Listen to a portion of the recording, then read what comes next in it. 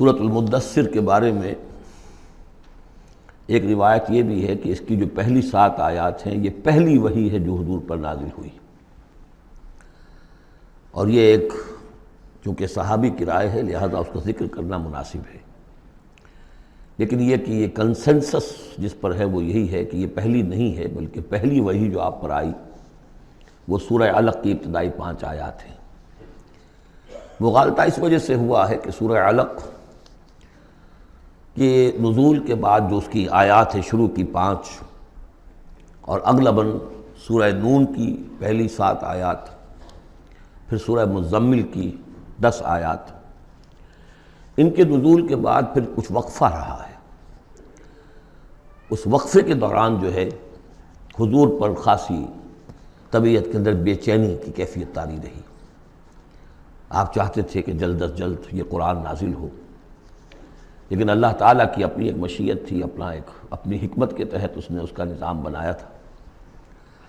اسی دوران میں اللہ تعالیٰ نے حضرت اسرافیل کو حضور کی تعلیم پر معمور کر دیا تھا، یعنی تعلیم جو ہے حضور کی وہ دنیاوی طریقے سے نہیں ہوئی کہ کسی کے سامنے زانو تلمس طے کیا ہو، الف باتا سیکھا ہو اور پھر اس کے بعد کتابیں پڑھی ہو، نہیں، اس اعتبار سے آپ امی محض تھے، دی ان لیٹرڈ ون۔ ہم یہ نہیں کہیں گے کہ آپ معاذ اللہ ثم معاذ اللہ جاہل تھے، نہیں، لیکن یہ کہ آپ نے اس طریقے سے تعلیم حاصل نہیں کی تھی جیسے کہ دنیا میں ہوتی ہے، لیکن یہ کہ شوق جو قرآن مجید کا آپ کو تھا اس کی وجہ سے آپ کو جلدی، اور جب یہ وقفہ ہوتا تھا تو بہت شاق گزرتا تھا، اور تعلیم اس دوران میں ہو رہی ہے حضرت اسرافیل کے ذریعے۔ پھر وہ واقعہ پیش آیا جو پہلے بھی میں آپ کو بتا چکا ہوں کہ حضور فرماتے ہیں کہ اپنی اسی شش و پنج میں جب کہ مجھ پر صدمے کی کیفیت تھی، میں ایک روز غار حرا سے نیچے اتر رہا تھا کہ آواز آئی یا محمد۔ میں نے ادھر ادھر دیکھا، دائیں بائیں پیچھے، سامنے کوئی نظر نہیں آیا، تو کچھ خوف سا طاری ہوا طبیعت پر، بربنائے طب بشری۔ تھوڑی دیر چند قدم آگے گیا، پھر یا محمد، پھر وہی کیفیت ہوئی میرے ساتھ۔ اب زیادہ تشویش لاحق ہو گئی، کوئی نظر نہیں آ رہا، پکار رہا ہے کوئی۔ تیسری مرتبہ یا محمد کہا تو اچانک آپ کی نگاہ اٹھی تو حضرت جبرائیل، وہی فرشتہ کہ جو غار حرا میں آیا تھا، اس کو آپ نے دیکھا کہ وہ پورے افق پر اس طریقے سے ہے کہ پورا افق اس سے بھر گیا ہے، اصل ملک کی صورت میں دیکھا۔ غار حرا میں کس کیفیت میں آیا تھا یہ بعد میں آپ کو بتاؤں گا، لیکن یہ کہ وہ مشابہت تو ایسی تھی کہ حضور نے پہچان لیا کہ یہ وہی فرشتہ ہے جو غار حرا میں آیا تھا، لیکن یہ کہ شکل یہ بالکل مختلف، یہ اصل ملک کی شکل تھی جس کو دیکھا ہے آپ نے ان آنکھوں سے۔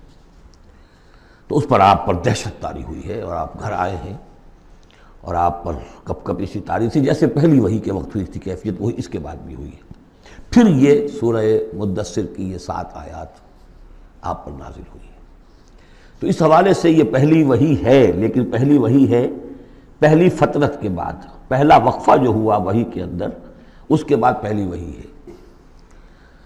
اور اس سے جیسا کہ میں آپ کو بتا چکا ہوں آغاز ہوتا ہے حضور کی رسالت کا، جبکہ سورہ علق سے آغاز ہوا ہے حضور کی نبوت کا۔ آغاز نہیں کہنا چاہیے، ظہور ہوا ہے۔ نبی تو پیدائشی طور پر نبی ہوتا ہے، لیکن ظہور کا وقت ہوتا ہے جبکہ پھر وحی کا آغاز ہو۔ تو ظہور نبوت جو ہے وہ ہے سورہ علق کی آیات سے، اور یہ ہے در حقیقت کہ جس سے کہ آپ کی رسالت کا آغاز ہوا ہے۔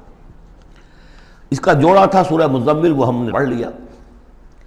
کم سے کم یہ چیز دیکھ لیجئے کہ ان دونوں کا بھی آغاز بالکل یا ایھا المزمل یا ایھا المدثر، اے کمبل میں لپٹ کر لیٹنے والے اور اے لحاف میں یا کسی اور کپڑے میں لپٹ کر لیٹنے والے، قم، وہاں بھی قم، یہاں بھی قم، اب کھڑے ہو جاؤ۔ وہاں قیام اللیل، یہاں قیام النہار کہہ لیجئے اس کو، وہ رات کا قیام تھا، یہ دن کا قیام ہے۔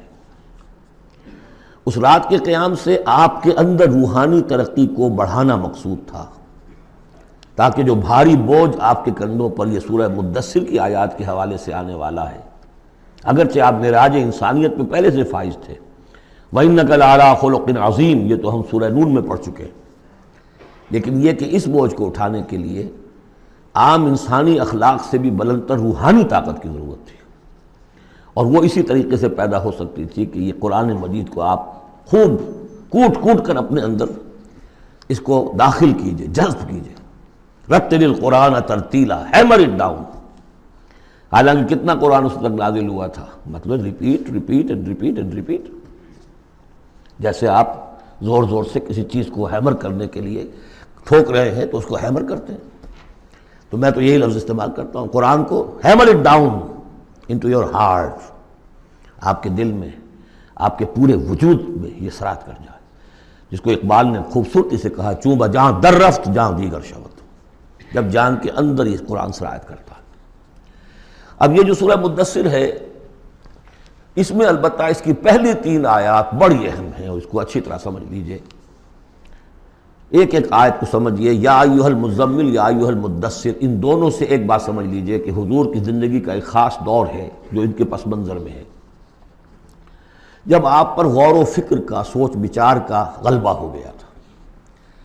آپ ایک بڑے عملی انسان تھے، میں آپ کو بتا چکا ہوں، بچپن اسرت میں گزرا ہے، پھر لڑکپن، اور پھر اور جو ہے جس کو ہم کہتے ہیں ڈالوسنس، وہ بھی سخت مشقت میں گزری ہے۔ پھر آپ نے کاروبار کیا ہے تو ایک سمجھیے کہ ملازم کی حیثیت سے یا عامل کی حیثیت سے کیا ہے، سرمایہ آپ کے پاس تو تھا نہیں، سرمایہ دوسروں کا ہوتا تھا۔ پھر ایسا ہوا ہے کہ اللہ تعالیٰ نے حضرت خدیجہ رضی اللہ تعالیٰ عنہا کا رجحان پیدا کر دیا، شادی ہو گئی، تو کم سے کم یہ کہ دنیاوی اعتبار سے، مالی اعتبار سے آپ اب اطمینان بخش صورت پیدا ہو گئی۔ پھر آپ نے کاروبار کیا، کھل کر کاروبار کیا، لیکن اچانک حضرت عائشہ صدیقہ فرماتی ہیں جب آپ کی عمر شریف 40 برس کے لگ بھگ ہوئی تو آپ کے اندر خلوت گزینی محبوب ہو گئی، حبب الیہ خلا، ملنا جلنا اب طبیعت مائل نہیں ہے۔ پہلے ہم کہہ سکتے ہیں کسی طور سے ایکسٹروورٹ انداز بھی تھا، لیکن اب اس کا وہ بیلنسنگ پارٹ آ رہا ہے انٹروورٹ کا، اب غور و فکر اندرونی۔ میرے نزدیک ایک ہی فرد نوع بشر ہے جو کلیتاً بیلنسڈ ہے انٹروورٹ اور ایکسٹروورٹس کے درمیان، اور وہ محمد الرسول اللہ ہے، ایک ہی ہے۔ بہرحال اس پر جو دور آیا سوچ بچار کا، تو جو آپ غار حرا میں جا کر بیٹھتے تو کیا کرتے تھے؟ الفاظ حدیث میں آئے ہیں حضرت عائشہ سے جو منقول ہے، کانا یتحنث فی، وہاں کچھ عبادت کرتے تھے۔ اب عبادت کیا کرتے تھے؟ تو شارحین حدیث کا اس پر اتفاق ہے کہ کانا تحنثہ تعبدہ فی غار حرا التفکر والاعتبار، غور و فکر، سوچ بچار، یہ کیا ہے، معاشرے کی حالت کیا ہے، اخلاقی زوال کی انتہا ہے، اس پر غور و فکر۔ کہ اسی عرصے میں پھر وحی آئی، اس پر ایک اور، اس غور و فکر پر ایک تشویش، ایک بوجھ، ایک ذمہ داری کا احساس، یہ دو چیزیں جب مل گئیں تو اب آپ کی طبیعت میں جب کسی شخص کے اوپر اس طرح سے تفکر کا غلبہ ہو جائے، متفکر ہو جائے وہ، اور وہ پھر کہیں کمبل لیا لیٹ گئے، کہیں اور اسی طریقے سے، تو یہ جو سوچ بچار کا دور تھا اس کی گویا کہ تعبیر کی گئی، یا ایھا المزمل قوم، اب کھڑے ہو جاؤ۔ یہ سوچ بچار کا دور اب ختم ہو جانا چاہیے، اب آپ کی عملی زندگی کا آغاز ہے۔ یا ایھا المدثر قم، وہ قیام اللیل، یہ قیام النہار۔ قیام النہار میں جو آپ کے ذمہ رسالت کی ذمہ داری ہے وہ کیا ہے؟ قم فانذر، خبردار کرو۔ اس پر ہم بہت غور کر چکے ہیں کہ نبی کی دعوت کے لیے سب سے اہم اصطلاح یہی ہے، انذار۔ سورہ انعام سے شروع ہو گیا تھا، قل اوحی الی ھذا القرآن لانذرکم بہ ومن بلغ، کہہ دیجئے یہ قرآن مجھ پر وحی کیا گیا ہے تاکہ میں اس کے ذریعے سے تمہیں خبردار کروں۔ تو خبردار کرنا کہ یہ نہ سمجھو کہ بس یہ جیسے حیوانات ہیں، یہاں پیدا ہوئے، چرا چگا، ختم ہو گئے، نسیاں منسیہ ہو گئے، تم حیوان نہیں ہو، کچھ اور ہو، تمہارے اندر اللہ نے اپنی روح پھونکی ہے، عظیم ترین امانت کائنات کی، جسے نہ پہاڑ اٹھا سکے نہ آسمان اٹھا سکے، وہ امانت ہے جو تم نے اٹھائی ہے، اور اس امانت کی جواب دہی ہے، ذمہ داری ہے، اس کی اکاؤنٹیبلٹی ہے، تمہیں سب کو مرنے کے بعد اٹھا لیا جائے گا۔ واللہ لتموتن کما تنامون ثم لتبعثن کما تستيقظون ثم لتحسبن بما تعملون ثم لتجزون بالاحسان احسانا وبالسوء سوءا وانها لجنة ابدا او نار ابدا۔ یہ ہے انذار، نبی کی دعوت کا نقطۂ آغاز انذار، انذار آخرت۔ لیکن اس کا ہدف کیا ہے؟ اس کا ہدف جو ہے کوئی خانقاہی نظام بنانا نہیں ہے، اس کا ہدف صرف کوئی تعلیم و تعلم کا نظام قائم کرنا نہیں ہے۔ ہدف کیا ہے؟ ربک فکبر، اپنے رب کو بڑا کرو۔ کیا مطلب ہے؟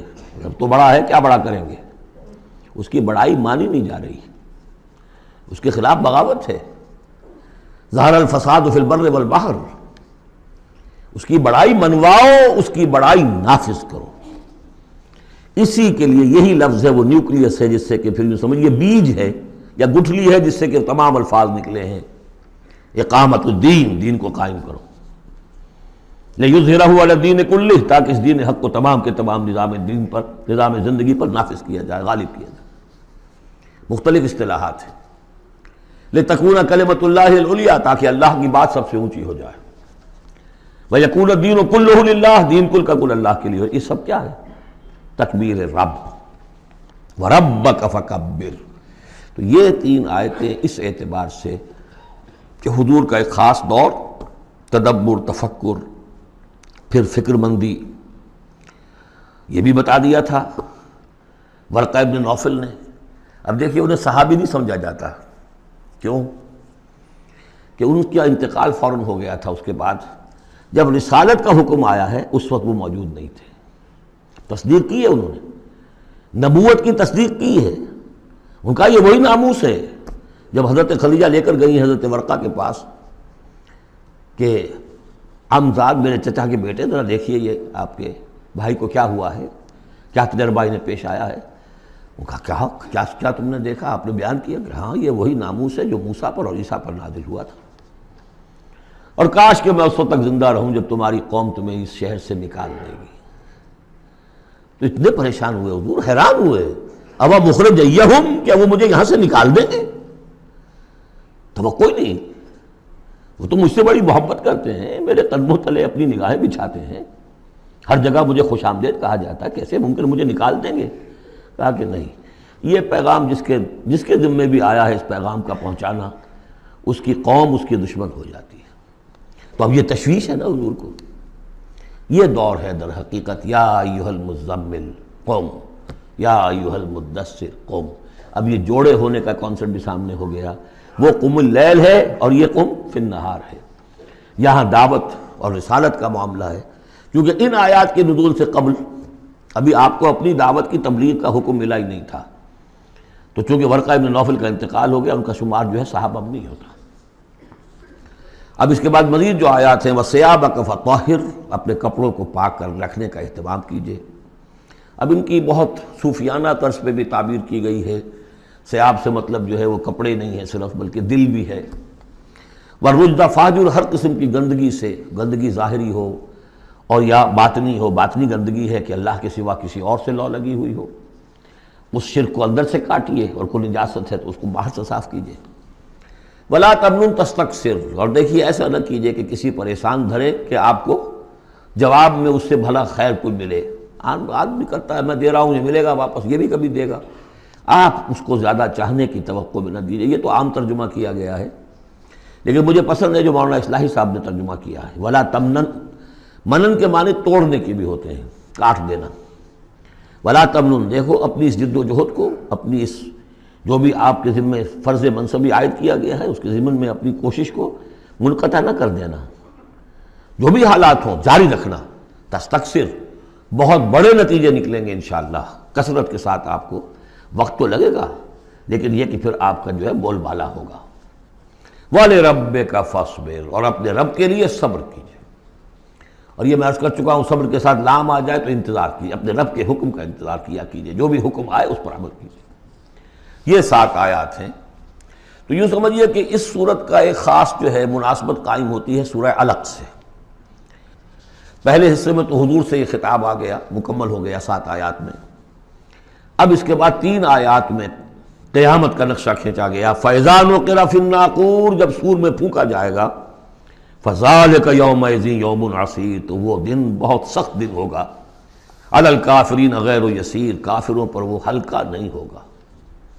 یہ وہی دن ہے جس کے بارے میں سورہ مزمل میں ہم پڑھ چکے ہیں یوم یجعل الولدان شیبا السماء منفطر بہ، پھٹ پڑنے کو ہے آسمان اس کے ساتھ، اور وہ دن ایسا ہے کہ جو بچوں کو بوڑھا کر دے گا۔ اور تیسرا حصہ وہی ذرنی، جیسا کہ سورہ مزمل میں بھی ہم دیکھ چکے، سورہ نور میں بھی دیکھ چکے، وَذَرْنِي وَمَنْ خَلَقْتُ وَحِيدًا، چھوڑیے مجھ کو اور اس کو جس کو میں نے بنایا ہے اکلوتا، اکیلا۔ اس کے بارے میں اجماع ہے کہ یہ آیات جو ہیں ولید بن مغیرہ کے لیے نازل ہوئی۔ بڑی جائیدادیں تھیں اس کی دونوں شہروں میں، قریتین عظیم، جو ایک مکہ اور ایک طائف ٹوین سٹیز تھی، اور اس کی جائیداد، اس کے باغات، پیسے بہت، اللہ نے اولاد بہت دی تھی۔ خود یہ اکلوتا تھا اپنے ماں باپ کا، وحیدہ بنایا میں نے اسے، اکیلا تھا وہ۔ وَجَعَلْتُ لَهُ مَالًا مَمْدُودًا، اور اسے میں نے بہت سا مال دے دیا جو پھیلا ہوا مال ہے، شہروں کے اندر جائیداد ہے بکھری ہوئی ہے۔ وَبَنِينَ شُهُودًا، اور بیٹے میں نے دیے اسے جو اس کے نگاہوں کے سامنے رہتے ہیں۔ یہ بھی کسی شخص کی توانگری اور مرفہ الحالی کی علامت ہے کہ بیٹے اس کی نگاہوں کے سامنے ہوں، وہ ایکسپورٹ نہ ہو گئے ہوں امریکہ اور یورپ، معلوم ہوا کہ وہ تو گئے ہوئے ہیں بیٹے، ان کو دیکھنے کو بھی آنکھیں ترستی ہیں، سمجھے آپ، وہ تو پھر معلوم ہوا کہ کوئی بڑی ہی پتلی حالت ہے۔ شہودہ، بیٹے سامنے موجود ہیں۔ وَمَهَّدتُّ لَهُ تَمْهِيدًا، میں نے اس کے لیے خوب بستر بچھا دیا تھا، خوب تمہید کی تھی۔ ثُمَّ يَطْمَعُ أَنْ أَزِيدَ، پھر وہ چاہتا ہے کہ میں اور بھی دوں اسے، کلا، بس اب نہیں۔ إِنَّهُ كَانَ لِآيَاتِنَا عَنِيدًا، یقیناً وہ ہماری آیات کا مخالف اور دشمن بن گیا۔ وہ یہ تھا کہ ذہین بھی بہت تھا یہ شخص، اور یہ محسوس کرتا تھا کہ جو وہ محمد کہہ رہے ہیں ٹھیک ہے، لیکن یہ کہ یہ ساری میری جائیدادیں، میرے رشتے، میری دوستیاں، میری چودراہٹ، اس سب کا رسک میں کیسے لے لوں؟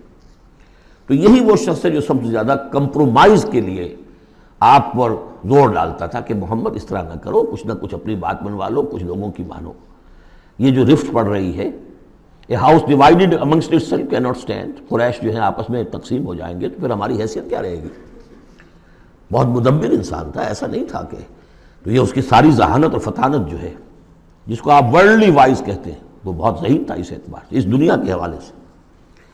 اور وہی شخص تھا، تو اس کا معاملہ یہ ہوا کہ ایک مرتبہ یہ کہیں گفتگو ہو رہی تھی بیٹھ کر چوپال میں کہ کیا کہیں ہم میں سے کوئی کہتا ہے یہ جادوگر ہے، کوئی کہتا ہے یہ شاعر ہے، باہر سے لوگ آتے ہیں، وہ جب سنتے ہیں مختلف قول تو وہ پریشان ہو جاتے ہیں، وہ سمجھتے ہیں کہ یہ خود پریشان ہے، جب یہ مختلف الخیال ہیں تو چلو میں خود جا کے اس شخص سے مل کر دیکھوں وہ کیا ہے۔ تو اس سے بہتر یہ کہ ہم ایکا کریں، ایک بات کہیں۔ تو اب یہ کہ کیا کہیں، اس پر مسئلہ پیدا ہو گیا۔ تو اب یہ کہ یہ گیا تھا حضور کے پاس بات کرنے، اور وہاں انہیں کچھ اندیشہ ہوا کہ یہ تو کچھ اثر ہو گیا، معلوم ہوتا بدل گیا۔ یہ واپس آیا ہے، پوچھا کہ کیا خیال ہے، کیا ہم اسے کہیں کہ شاعر ہے؟ کہ نہیں، میں شاعروں سے مجھ سے خوب واقف ہوں، جو محمد کلام پیش کر رہے ہیں وہ شعر نہیں ہے، شاعر نہیں، کچھ اور چیز۔ اچھا ہم کاہن کہہ دیں انہیں؟ کہ نہیں نہیں، میری کاہنوں سے تعلقات ہیں، دوستیاں ہیں، میں جانتا ہوں کاہنوں کا کردار کیسا ہوتا ہے، کاہن کے قول کیسا ہوتا ہے، وہ ذو معنیین بات کرتے ہیں، ادھر بھی لگ جائے ادھر بھی لگ جائے، یہ کرتا ہے دو ٹوک بات، تو پھر کیا کہیں؟ ان کو یہ سمجھ میں آیا کہ یہ تو گیا، اس پر تو جادو چل گیا محمد کا۔ لیکن اس نے جب تیور دیکھے تو کہا، یہ کہا جا سکتا ہے کہ یہ جادو ہے جو منقول ہے، پیچھے سے چلا آ رہا ہے۔ اب یہ جو اس کی گفتگو میں جو اس کی رد و قدا ہوئی ہوگی، ضمیر نے ملامت کی، کچھ نے ضمیر کو دبایا، کچھ اپنی مصلحتوں کو سامنے رکھ کر جو بات، اس کا ایک نقشہ کھینچا گیا ہے یہاں، فصاحت و بلاغت کی انتہا ہے۔ سأرهقه صعودا، میں اسے چڑھائی چڑھواؤں گا، وہ عذاب جو ہم پہلے بھی پڑھ چکے ہیں، یسلکہ عذابا صعدا، وہ عذاب کے جو جس کی سختی اور شدت بڑھتی چلی جائے۔ انہ فکر وقدر، اس نے غور کیا، کچھ اندازہ کیا کہ حق کو ماننے کا کیا نتیجہ نکلتا ہے، نہ ماننے کا کیا نتیجہ نکلتا ہے، وہ بیلنس بنا رہا ہے اپنے ذہن میں۔ انہ فکر وقدر فقتل کیف قدر، تو ہلاک ہو جائے، کیسا غلط اس نے اندازہ ٹھہرایا۔ ثم قتل کیف قدر، پھر ہلاک ہو جائے، کیسا غلط اندازہ ٹھہرایا۔ ثم نظر، پھر اس نے ذرا دیکھا، جیسے کہ کہہ رہا غور و فکر، لوگ دیکھیں غور و فکر کر رہا ہے۔ ثم عبس وبصر، پھر ذرا وہ اپنا منہ بسورا اور ماتھے کے اوپر بھی کچھ وہ بل لے آیا۔ ثم ادبر واستکبر، اور پھر ذرا اس نے تکبر کے ساتھ اپنی پیچھے کو مڑا۔ فقال ان ھذا الا سحر یؤثر، اس نے کہا نہیں بس ٹھیک ہے، یہ جادو ہے جو چلا آ رہا ہے، محمد کا کلام جو ہے جادو ہے، جادو اثر تو ہے، ان ھذا الا قول البشر، لیکن ہے بہرحال یہ انسانی کلام، یہ جو محمد کا دعویٰ ہے کہ یہ اللہ کا کلام ہے یہ نہیں۔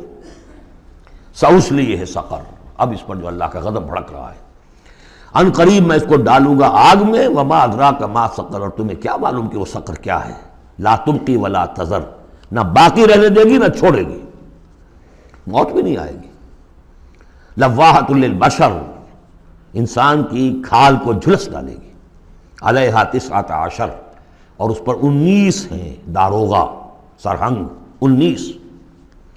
یہاں تک تو یہ یوں سمجھیے کہ اسی آہنگ میں بات چلی آ رہی ہے، وہی چھوٹی چھوٹی آیتیں، وہی انداز، وہی فلو۔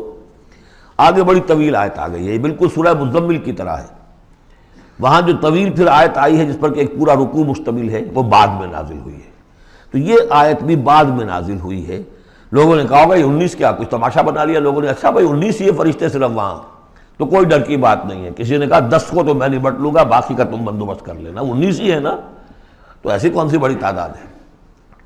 تو یہ جو استہزاء کا موضوع بنایا اس پر یہ آیت اتری، وما جعلنا اصحاب النار الا ملائکہ، اور یہ جہنم کے جو داروغہ ہیں ہم نے وہ فرشتوں کو بنایا ہے، وہ انسان نہیں ہے جو تم یہ ایک ایک آدمی 10 کو سنبھال لے گا۔ وما جعلنا عدتهم الا فتنة للذین کفروا، یہ تعداد جو ہم نے تمہیں بتا دی ہے ان کی، وہ صرف اس لیے کہ کافروں کے لیے ایک جانچ ہو جائے، پرکھ ہو جائے، لیستیقن الذین اوتوا الکتاب، تاکہ اوتوا الکتاب جنہیں کتاب دی گئی تھی انہیں یقین آ جائے۔ تو یہ روایت ترمذی ہے، ترمذی کی شریف میں روایت موجود ہے کہ یہ در حقیقت 19 کا عدد تورات میں موجود تھا، لہذا اہل کتاب کے لیے تو گویا کہ ان کے لیے ایک یقین کرنے کی بنیاد بن گئی۔ لیستیقن الذین اوتوا الکتاب ویزداد الذین آمنوا ایمانا، اہل ایمان کے تو ایمان میں اضافہ ہوگا، وہ تو جو بھی اللہ کی طرف سے وہی پڑھ کر سنائیں گے محمد رسول اللہ، ان کا ایمان کامل ہے، ان کے ایمان میں اضافہ ہوگا۔ ولا یرتاب الذین اوتوا الکتاب والمؤمنون، اور تاکہ نہ شک میں پڑے نہ تو وہ اہل کتاب جن کو پہلی کتاب دی گئی تھی اور نہ مسلمان، وَلَيَقُولَ الَّذِينَ فِي قُلُوبِهِم مَرَضٌ، اور تاکہ کہیں وہ لوگ جن کے دلوں میں روگ ہے، جو حق کو ماننا نہیں چاہتے، والکافرون، اور کافر جو طے کر چکے ہیں کہ ہم نے کسی صورت ماننا ہی نہیں ہے۔ ماذا اراد اللہ بہذا، مسئلہ یہ کیا اللہ نے 19 کا اعداد کر کے کیا مراد ہے اس سے۔ کذالک یضل اللہ من یشاء، اسی طرح اللہ تعالیٰ گمراہ کر دیتا ہے جس کو چاہتا ہے، ویہدی من یشاء، اور ہدایت دیتا ہے جس کو چاہتا ہے۔ وما یعلم جنود ربک الا ھو، اور تیرے رب کے جو لشکر ہیں انہیں تو کوئی جانتا ہی نہیں سوائے اس کے۔ وما ہی الا ذکریٰ للبشر، اور یہ جو آیات قرآنیہ ہیں، یہ مؤنث آیا ہے تو آیات کے اوپر اس کو لے جائیے، یہ کچھ نہیں ہے سوائے اس کے کہ انسانوں کے لیے یاد دہانی ہے، نصیحت ہے، تذکیر ہے، تذکرہ ہے۔ اب یہ 31ویں آیت تھی کہ جو اتنی لمبی تھی، وما جعلنا اصحاب النار الا ملائکہ سے شروع ہو کر یہ صاف بتا رہا ہے کہ اس کا اسلوب مختلف ہے، یہ یا مدنی دور کی ہے یا یہ کہ بہرحال یعنی یوں سمجھیے کہ ہجرت سے متصل قبل کی، جیسے وہ آیت میں آپ کو بتا چکا ہوں۔ اب یہاں سے پھر وہی آہنگ شروع ہو رہا ہے جو پہلے تھا، کلا والقمر واللیل اذ ادبر والصبح اذا اسفر انہا لإحدی الکبر، کیوں نہیں، قسم ہے چاند کی، اور قسم ہے رات کی جبکہ وہ پیٹھ موڑے، پیٹھ پھیرے جانے لگے، والصبح اذا اسفر، اور قسم ہے صبح کی جبکہ وہ روشن ہو جاتی ہے، روشن کر دیتی ہے۔ اس میں اشارہ ہو رہا ہے در حقیقت کہ فترت وحی کی رات چلی آ رہی تھی، 600 برس سے نزول وحی کا سلسلہ منقطع تھا، وہ جس کا انہوں نے جنات میں تذکرہ کیا تھا، من بعد کتاب موسیٰ، اس میں بس روشنی ہوتی تھی تو ایسی ہی جیسے کہ مستعار روشنی چاند کی روشنی ہوتی ہے جو راتوں کو بھی ہوتی ہے، بس اس درجے میں ہدایت آسمانی اور ہدایت خداوندی دنیا میں رہ گئی تھی۔ لیکن اب محمد الرسول اللہ کی رسالت و نبوت کا خورشید طلوع ہو گیا ہے، اب دن روشن ہو گیا۔ کلا والقمر واللیل اذ ادبر والصبح اذا اسفر، ان تین کو قسموں کو ذرا یاد رکھیے گا، یہ آگے چل کر بڑی اہمیت کے ساتھ ان کا حوالہ پھر آئے گا کہ رات کی تاریکی تھی، اب رات جا رہی ہے، اور اس میں جو تھی صرف چاند کی روشنی تھی جو مستعار تھی، سابقہ نبوتوں کی تعلیم وغیرہ جو بھی تھی باقی تھی، کچھ بگڑ گئی، کچھ تھی، کچھ پالیوٹڈ ہو گئی، کچھ صحیح تھی۔ اب سورج طلوع ہو گیا، والصبح اذا اسفر انہا لإحدی الکبر، اور اب یہ ایک بہت بڑی باتوں میں کی ایک بات ہے، نبوت محمدی کو معمولی بات نہیں، رسالت محمدی انہا لإحدی الکبر نذیرا للبشر، خبردار کرنے کے لیے انسانوں کے لیے، لمن شاء منکم ان یتقدم او یتأخر، جو بھی تم میں سے چاہے کہ وہ آگے بڑھے یا پیچھے رہ جائے۔ ابو بکر آگے بڑھے، ابو لہب پیچھے رہ گیا، ہمیشہ کے لیے پیچھے رہ گیا۔ حمزہ اور عمر ذرا تھوڑی دیر کے بعد آ گئے، درجات ہیں۔ لمن شاء منکم ان یتقدم او یتأخر، جو بھی تم میں سے چاہے تقدم کرے، آگے بڑھے، صدیقیت کا مقام حاصل کر لے۔ جو شخص چاہے ذرا اور تھوڑی دیر انتظار کر کے آئے گا، والذین تبعوہم بإحسان کے درجے میں آئے گا، سابقون الاولون کے درجے سے نکل جائے گا۔ اور پھر کیا کہ اس کے بعد ایسے بھی ہوں گے کہ جن کو بالکل ہمت ہی نہیں ہوگی، وہ واقعتاً مستقل طور پر کفر میں رہ گئے۔ لمن شاء منکم ان یتقدم او یتأخر کل نفس بما کسبت رہینہ، ہر جان جو کچھ کہ اس نے کمایا ہے اس کے عوض رہن ہے، اسے وہ چیز اب وصول کرنی ہوگی۔ الا اصحاب الیمین، سوائے ان کے کہ جو داہنے والے ہوں گے، جنہیں دیا جائے گا ان کا اعمال نامہ داہنے ہاتھ میں۔ فی جنات یتساءلون، وہ جنتوں میں ہوں گے، ایک دوسرے سے پوچھتے ہوں گے، عن المجرمین، گناہ گاروں کے بارے میں، ما سلککم فی سقر، تم لوگوں کو کس چیز نے جہنم میں ڈالا، تم لوگ کیوں اس جہنم کے اندر پڑے؟ قالوا لم نک من المصلین، وہ کہیں گے کہ ہم نہیں تھے نماز پڑھنے والے، ولم نک نطعم المسکین، اور ہم نہیں تھے مسکین کو کھانا کھلانے والے، وکنا نخوض مع الخائضین، اور ہم تو ایسے ہی بس مذاق ہی میں لگے رہے، بال کی کھال اتارتے رہے، ہم نے سنجیدگی سے سوچا ہی نہیں۔ وَكُنَّا نُكَذِّبُ بِيَوْمِ الدِّينِ، اور سب سے بڑھ کر یہ last but not the least, ہم جزا و سزا کے دن کا انکار کرتے رہے، حتیٰ أَتَانَا الْيَقِينُ، یہاں تک کہ موت کا وقت آ گیا۔ فَمَا تَنفَعُهُمْ شَفَاعَةُ الشَّافِعِينَ، تو اب ان کے لیے ہرگز نفع بخش نہیں ہوگی شفاعت کرنے والوں کی کوئی شفاعت۔ فَمَا لَهُمْ عَنِ التَّذْكِرَةِ مُعْرِضِينَ، تو کیا ہو گیا ان کو، یہ تذکرہ، یہ ذکر، یہ قرآن جو محمد پیش کر رہے ہیں صلی اللہ علیہ وسلم، اسے اعراض کیوں کر رہے ہیں؟ کأنہم حمر مستنفرہ، حمر مستنفرہ، ایسے ہیں کہ جیسے یہ گدھے ہیں جو بدک گئے ہیں۔ فرت من قسورہ، شیر کو دیکھا ہو، کبھی آپ نے دیکھا ہوگا ٹیلی ویژن وغیرہ پر، تو افریقہ کا نقشہ دکھایا جاتا ہے کہ ذرا شیر کی آہٹ دیکھتے ہیں، اور پھر زیبرے جس طرح بھاگتے ہیں دمڑ دمڑ دمڑ کرتے ہوئے، ان کا پورا غول جو ہوتا ہے، تو وہ ہے اصل میں نقل کہ یہ لوگ جو ہے اس طریقے سے کانہم حمر، کو زیبرے بھی گدھے ہی ہے نا، کانہم حمر مستنفرہ فرت من قسورہ، کسی شیر کو دیکھ کر وہ بھاگتے۔ بل یرید کل امرئ منہم ان یؤتی صحفا منشرہ، اب یہ ان کا استہزائیہ انداز تھا کہ محمد تم کہتے ہو کہ ہمارا حساب کتاب ہوگا، ہم میں سے ہر ایک کو کیوں نہیں دے دیے جاتے ہمارے اعمال نامے، یا یہ کہ یہاں سے مراد یہ ہے کہ جو کتاب تمہارے پاس آئی ہے تو ہمیں کیوں نہیں کتاب دے دی گئی، کھلے ہوئے صحیفوں میں ہم میں سے ہر شخص کے پاس کتاب آ جاتی۔ کلا بل لا یخافون الآخرہ، ہرگز نہیں، یہ جو باتیں بنا رہے ہیں یہ اس لیے کہ آخرت کا خوف نہیں ہے ان کے دل میں۔